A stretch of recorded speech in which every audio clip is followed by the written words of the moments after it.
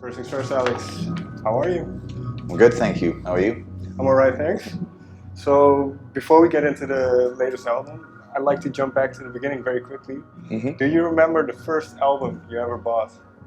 Yeah, the first album I ever bought with my own money was Michael Jackson's History, the compilation. Yeah. And do you know why you picked this one? I was a huge Michael Jackson fan as a kid. Yeah. What about it made it special to you? I think just all of it. His dance moves, his ability to sing in many different ways, and there was just there's an urgency to his music. Was there maybe a particular song that struck your interest? To be honest, no. It was, when I had that album, I just listened to that disc 1 and 2 over and over again. What age was this? So I think that came out in '96, so I would have been 8. Okay, so pretty young. Did Yeah. you know at that point in your life? Did you know that you were attracted to kind of the performing and?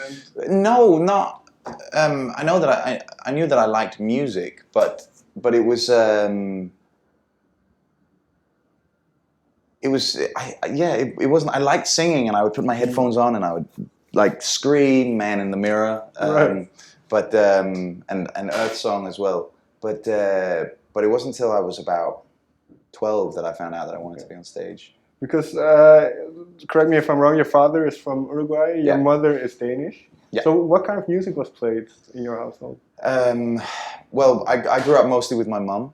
My mum's a big Queen fan. Okay. My dad would give me records when I was a kid, records that he would sort of buy and then listen to and then pass them on. And then also a couple of things that he just thought were essentials. So when I was very young, even before Michael Jackson, he gave me Nirvana Nevermind, which was new at the time, and Led Zeppelin Volume 2, which was not new, Pink Floyd Dark Side of the Moon. And, he's also the one that gave me Grace by Jeff Buckley. Okay. So I was fed that music. I didn't listen to it that much at that age, but I found those records again later in life. Right. So like you say, around 12, 13, you kind of know you wanted to sing. So how do you proceed? Is that when you discovered Jeff Buckley again? No, that happened. That then happened later. Okay. But I went to an audition for a musical, and got the part. And it was just something I was doing just for fun, But after a month of rehearsals, I was completely just hooked. Okay. Yeah. And then the decision comes to move to London. Yeah, I was 17. Early age to kind of move away from home and be on your own in a different country. Was that a tough decision? No, not at all. It was the offer came and I just went for it. Okay. Yeah. And then what kind of the day before you went there? What were your aspirations or the expectations of what you would do in England? Well, first I went for like a 2-week trip to write, and then I came home. I went on summer holiday. Then I came back from summer holiday, and then I went back a few days after, 10 days after that. I went back to England, and I was supposed to be there for 2 weeks, I think. I ended up being there for 7 weeks. Okay. I then came home, went on holiday with my family, and this was sort of later, it's like autumn at this point. Right. And came back to Denmark, and then went straight to England again, and now I've been there for 12 years. Okay. Yeah. What did you get out of songwriting in those days? Songwriting it was very different for me then. I think I felt much freer than I do now, because I've learned so much in that time. That also sets some limitations, because you filter ideas out before they've even been spoken, Right. or sung or played, because suddenly you already know what it's going to sound like instead of just trying things out.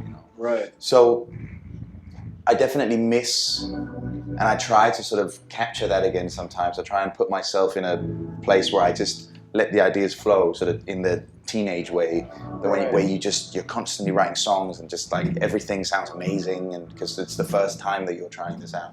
That's very interesting. So if we kind of move on to Cohere, your new album, did you try kind of find that innocence or find that kind of freedom again? Did Yeah, you set out some time? I did, because I found myself in January last year, where I first really started writing for the album.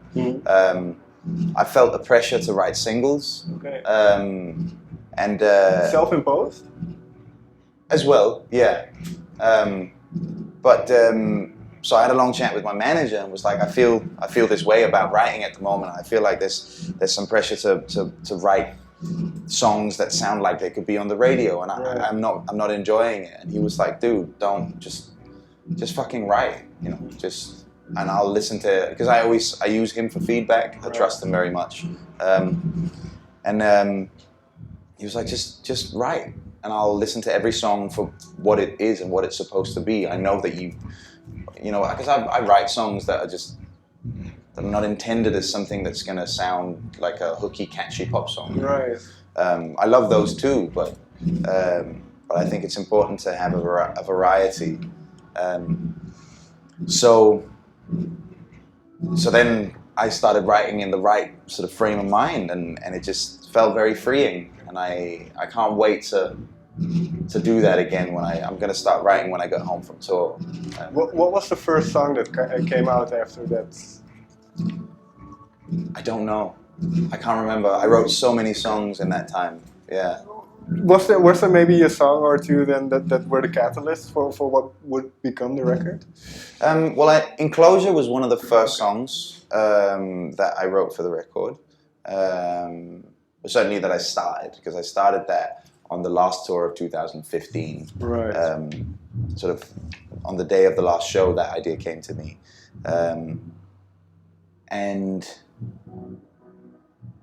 But it was like, I mean, Higher Love was quite early on as well. I was in Vienna writing with some guys and some friends, Joachim and Seb, and we wrote like 5 songs in a week, and that was one of them. And they weren't even, we were not supposed to be writing for me or for them or anything. We were just writing songs, you know. But I ended up like, I think I want this one because it feels like me. But then they ended up releasing their own version of it, the Deco remix. Right. Which is, those are the guys that I wrote it with, which is an amazing interpretation of the song as well. Like, and I feel like it completely holds its own. You know, But I find it interesting. High Love. Then, what made that song special to you? What made it? It was when I sat down and played it on piano, because we were working on it. Actually, it started out more as the dancey thing that they did with the remix, and then I think there was a lyric or something that we couldn't really get, and I sat down by the piano to just kind of play through it like that instead of just listening to the beat, and I suddenly realized that there was a completely different way to approach this song as well. So we then recorded a piano version too, and then I went home and took that piano version and turned it into what it is today. And they took the other version and turned it into what their version is today. But am I right in saying that kind of the way you write is every song should be able to be played very, very minimalistically? I find that I try and do that with most of my songs, but I've definitely reached a point where it's not possible with all my songs. I don't think all of the songs that I have would necessarily... I don't know. I haven't tried. But yeah, it's always I think most of them could be played that way. Because obviously the sound keeps expanding as you go on as well. So yeah, but you know, I have a couple of interludes on there. You know, I have an interlude called Rogue on the album, and I don't think that'd be particularly interesting if you played it on a guitar, because it's very much about the beat and the reverse drums and the bass line and the horns and this vocal loop that just goes around again and again. I don't think that'd be very interesting on an acoustic guitar. But in that sense, and then you mentioned the interludes, was the aim very much to make a kind of coherent whole? To Absolutely.